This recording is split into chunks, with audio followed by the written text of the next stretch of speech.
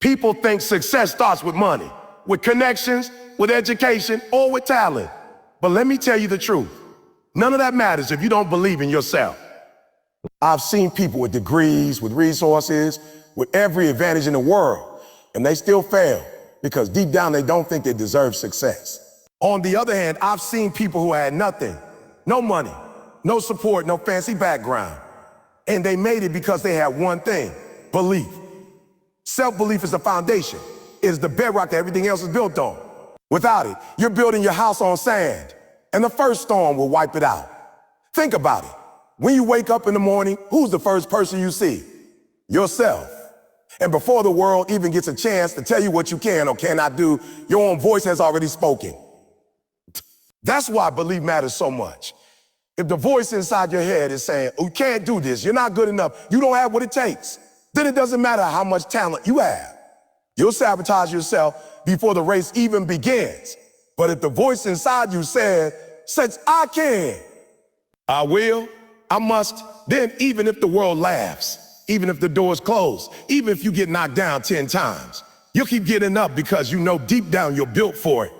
Let me keep it real with you. Life is not fair. Life will throw punches. Life will hand you obstacles that seem impossible. And if you don't have self-belief, you'll quit before you even get started.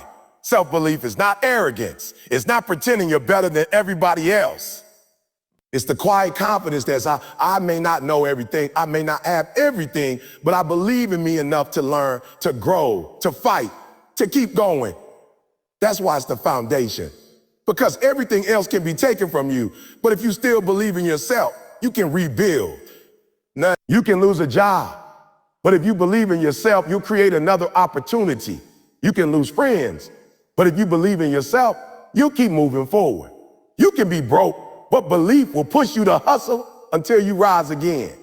Every champion you admire, every person who has reached the top of their field, they got there because of belief. Michael Jordan got cut from his high school basketball team, but he didn't let that define him because he believed in his ability to be great. Oprah was told she wasn't fit for television, but she believed in her gift. Steve Jobs got fired from the company he created, but he believed enough to come back and build something even greater. The difference between people who quit and people who succeed is not talent, not resources, not love. It's belief. Belief is what makes you get back up when life knocks you down. Belief is what makes you take the shot even after you miss the last 10. Belief is what makes you keep grinding when no one is watching. When you have self-belief, you see failure differently. Failure is not the end. It's a lesson. Failure is not proof that you're not good enough. It's proof that you're in the game. People without self-belief quit after failing once or twice because they let the failure define them. But people who believe in themselves look at failure and say, "Okay, I learned what not to do. Now I'm closer to getting it right." They don't attach their identity to the outcome. They attach it to the effort. That's why they win in the long run. Success is not about never falling. It's about never losing belief in your ability to rise again. But here's the problem. Most of us have been conditioned to doubt ourselves. From a young age, we've been told what we can't do. Teachers, family, society, they've all planted seeds of doubt. And if you don't uproot those lies and replace them with belief, they'll choke your dreams before they even sprout. That's why it's so important to take control of the story you tell yourself. You have to become your own biggest fan, your own loudest cheerleader. Stop waiting for other people to validate you. Stop waiting for somebody to pat you on the back. If you don't clap for yourself, don't expect anybody else to. When you build self-belief, you carry your own confidence into every room, every challenge, every opportunity. You walk different, you talk different because you know who you are. Self-belief will make you resilient in ways that talent never could. Talent can fade, looks can fade, money can be lost. But belief will stay with you as long as you feed it. It will push you to get up early, to stay up late, to practice when everyone else is sleeping. It will push you to study harder, to work smarter, to push past your limits. And when people doubt you, when they laugh at you, when they tell you you're crazy, belief will be the thing that says, "That's okay. You don't see it yet, but I know who I am and where I'm going." Self-belief is not about proving the doubt is wrong. It's about proving yourself right. potential is because they are waiting for validation. They are waiting for somebody to pat them on the back, to approve them, to say it's okay to chase their dreams. They want the world to sign a permission slip before they take action. But the truth is, you don't need validation. You don't need anybody to stamp your dream with approval. You don't need your family to get it. You don't need your friends to understand it. And you don't need the world to clap for you before you start moving. If you're waiting for people to validate you, you will wait forever, because people will always have opinions, doubts, and fears of their own that they will project onto you. Think about it. Most of the time, when people tell you that you can't do something, it has nothing to do with you. It has everything to do with them. They don't believe they could do it. So they try to convince you that you can't. They don't have the courage to chase their own dreams, so they laugh at you for chasing yours. You're not careful, you will let their limited mindset become your ceiling. That's why you can't live for validation. If you wait for their approval, you shrink your vision to fit their comfort zone. And let me tell you something. You were not born to fit into their comfort zone. You were born to stretch, to grow, to break boundaries, to do what hasn't been done before. That means sometimes people won't understand you. Sometimes they'll call you crazy. Sometimes they'll laugh, and that's okay. You don't need validation. Every great person in history had to move without validation. Think about it. When the Wright brothers said they were going to make a machine fly, people laughed at them. They didn't get validation. They got ridiculed, but they didn't stop. When Thomas Edison failed thousands of times before inventing the light bulb, people said he was wasting his time. Nobody was validating him. Nobody was cheering him on, but he kept going. When Rosa Parks refused to give up her seat, she wasn't validated by the world around her. She was criticized, attacked, and punished. But she stood her ground because she wasn't living for validation. She was living for principle. You have to be willing to move forward even if nobody else believes in you, even if nobody else understands your vision. Because validation will not build your dream. Validation will not do the work for you.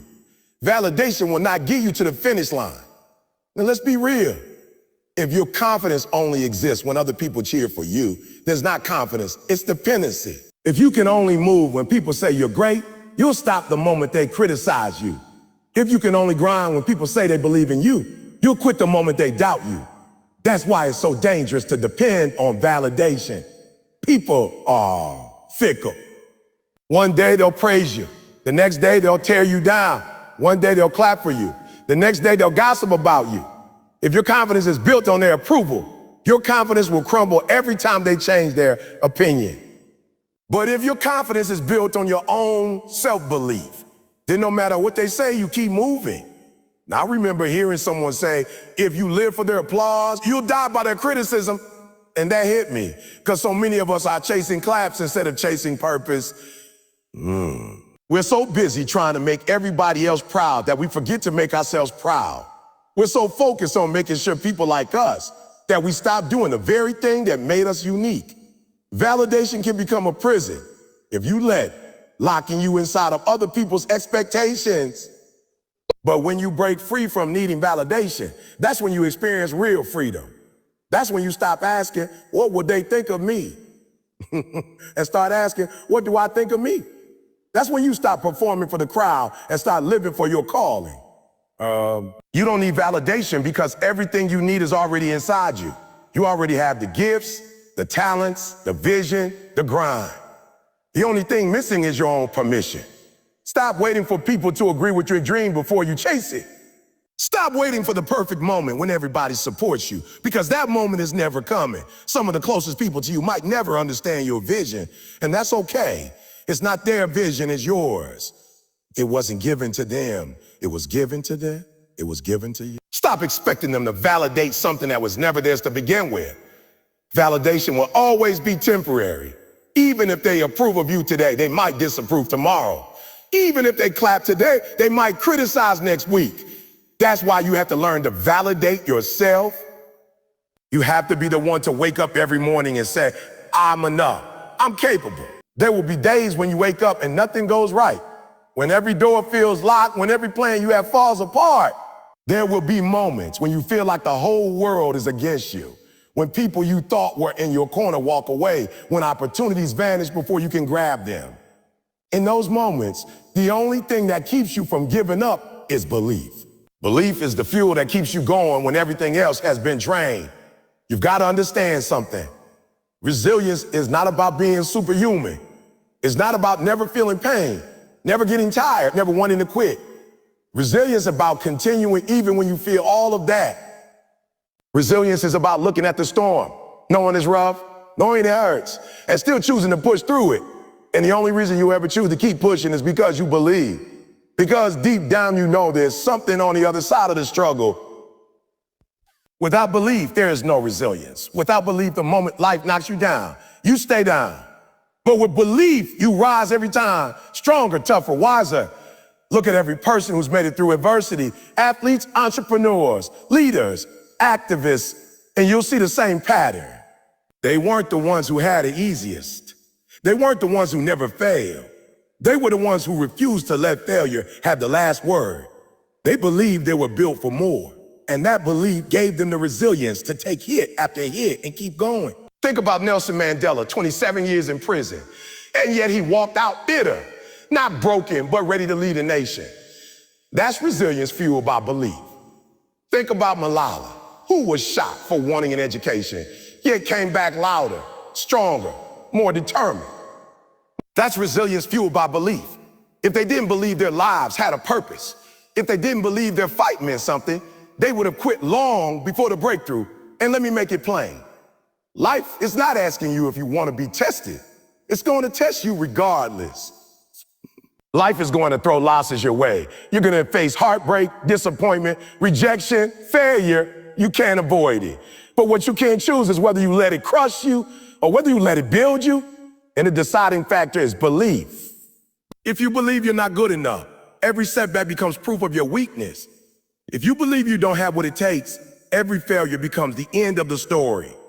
But if you believe you are capable, every setback becomes a setup. Every failure becomes feedback. Every disappointment becomes fuel.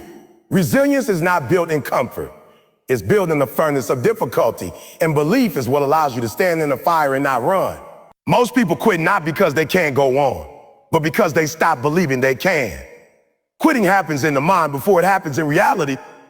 The body gives up when the mind says there's no point. That's why belief is so powerful. Belief tells the mind there is a reason to keep going. There is a light at the end of the tunnel. There is a prize worth the pain. Belief whispers in your ear on one more step, one more day, one more try. And those little whispers of belief stack up until one day you find yourself standing on the other side of what you thought would break you.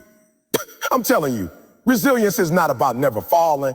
It's about always rising. And the only reason you rise is because you believe you can. You got to train your belief like a muscle.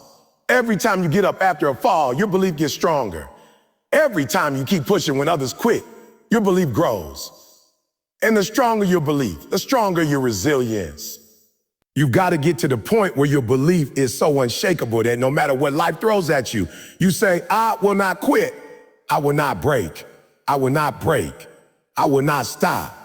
That's how champions are made. I know some of you right now feel like you're at the end of your rope. You've been knocked down so many times, you don't even know if it's worth getting back up. You fail so often that you're questioning if it's even possible. But let me tell you something. The fact that you're still breathing, the fact that you're still here, means you still have a chance. A chance. You're not finished. And as long as you believe you got one more step in you, one more fight in you, one more day in you, then you can bounce back. It doesn't matter how many times you've fallen. What matters is that you still believe you can rise. Belief fuels resilience, and resilience is what will separate you from the crowd. Most people give up when it gets hard. Most people fold under pressure. But if you can keep believing in yourself, if you can keep believing in your vision, if you can keep believing that all this pain has a purpose, then you'll outlast the competition. Confidence, a game changer. It's the difference between watching opportunities pass you by and stepping up to claim them. Confidence is not about being the loudest in the room. It's not about arrogance, and it's not about pretending to know everything. Confidence is about walking into a situation with the belief that no matter what happens, you can handle it. It's about trusting your preparation, trusting your grind, and trusting that you belong where you are. And let me tell you this, when you have confidence, doors open. Opportunities that other people overlook become yours because you had the courage to step forward. Think about it. How many times in your life have you let fear stop you from going after something you want? How many times did you stay silent when you had the answer? How many times did you stay in the background when you had the talent to lead? Most of us don't miss opportunities because we're not qualified. We miss them because we don't have the confidence to go for them. We tell ourselves, I'm not ready, I'm not good enough, I don't belong. And while we sit there doubting, somebody else with less skill but more confidence steps up and takes what could have been a bin. The world rewards those who dare. Confidence is magnetic. People are drawn to it. When you speak with confidence, people listen. When you move with confidence, people notice. When you carry yourself with confidence, people start to believe in you, even if they didn't at first. That's why confidence creates opportunities, because opportunities don't always go to the most talented. They go to the ones who act like they're ready. If you don't believe in yourself, how can you expect anyone else to? If you can't convince yourself that you belong, how will you convince the world? Confidence is not about waiting until you have everything figured out. Confidence is about stepping out even when you're not sure, even when you're nervous, even when you don't feel ready. It's about saying, I may not know everything, but I know I can figure it out. I've seen it over and over again. People with incredible gifts, incredible potential, sitting on the sidelines because they lack confidence. And then I've seen others, maybe not as naturally talented, but bold enough to raise their hand, bold enough to take the shot, bold enough to say, put me in. And guess what? The confident ones got the chance. That's how the world works. Life doesn't give opportunities to the quiet wishers. It gives them to the bold movers. And confidence is what makes you bold. You've got to understand, confidence is not something you're born with. It's something you build. You build it every time you keep a promise to yourself. You build it every time you put in the work when no one's watching. You build it every time you prepare, every time you practice, every time you refuse to quit. Confidence is not faking it. Confidence is earned through consistency. When you put in the hours, when you grind day after day, you walk into opportunities differently. You don't walk in hoping, you walk in knowing. You walk in knowing. You walk in with your chest out and your head up because you know the work you put in. That's real confidence, and that's the kind of confidence that creates opportunities others can't see. The truth is, opportunities are everywhere, but only confident people recognize them. The insecure mind only sees obstacles, only sees risk, only sees reasons why something won't work. And because they step forward, doors open. Opportunities don't just show up at your doorstep. They show up when you chase them. And confidence is what gives you the courage to chase. Let me give you an example. Imagine two people walk into a room for an interview. One has the resume, the qualifications, all the credentials, but they're nervous, timid, unsure. The other may not check every box, but they walk in with energy, with eye contact, with confidence. Who do you think gets remembered? Who do you think gets the chance? More often than not, it's the confident one. Why? Because people trust confidence. People invest in confidence. Confidence says, I can do this. And the world believes you. But here's the catch. Confidence doesn't mean you'll never fail. Confidence means you're willing to try even if you do fail. It means you're not paralyzed by the thought of falling short. And ironically, that's what leads to success. Because you take shots others are too afraid to take. You knock on doors others walk past. You speak up when others stay quiet. And even if you fail, you learn, you grow, you adapt. That's why confident people get more opportunities. They give themselves more chances. They don't wait for the perfect moment. They create the moment by stepping up.